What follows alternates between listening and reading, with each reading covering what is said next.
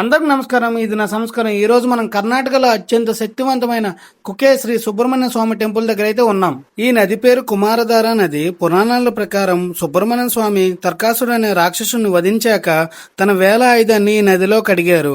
అందుకే దీని పేరు కుమారధార అని పేరు వచ్చింది. ఇదిలో ఒక్కసారి స్నానం చేస్తే జీవితంలో ఎప్పటికి కూడా చర్మ వ్యాధులు రావని నమ్మకం. కుమారధారలో స్నానం చేశాక అక్కడ నుండి ఆటో తీసుకున్నాం టెంపుల్ కి.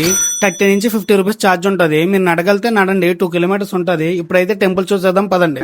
ఓం శ్రీ సుబ్రహ్మణ్యాయ నమః. స్వామివారి దర్శనం చేసుకున్నప్పుడు షర్ట్ అయితే రిమూవ్ చేయాలి. ఇక్కడ ప్రసాదం చాలా బాగుంటది. ఇక్కడ ప్రసాదం ఇంకెక్కడా దొరకదు. ఇది ఒక యూనిక్ ప్రసాదం. కాస్ట్ వచ్చేసి 100 రూపీస్. ఇక్కడ అన్ని ఫెసిలిటీస్ ఉన్నాయి. లోనికి మొబైల్ కూడా తీసుకెళ్లిపోవచ్చు. ఈ టెంపుల్లో స్వామివారి దర్శనం కాకుండా సర్పదోష నివారణకు చాలా ప్రసిద్ధి. ఇక్కడ మెయిన్ గా చేసే 3 పూజలు. ఫస్ట్ది అశ్లేష బలి, ఇది సంతానం కోసం చేస్తారు. రెండవది సర్ప సంస్కారం, తెలుసో తెలియక పామును చంపడం వల్ల కలిగే దోషం కోసం చేస్తారు.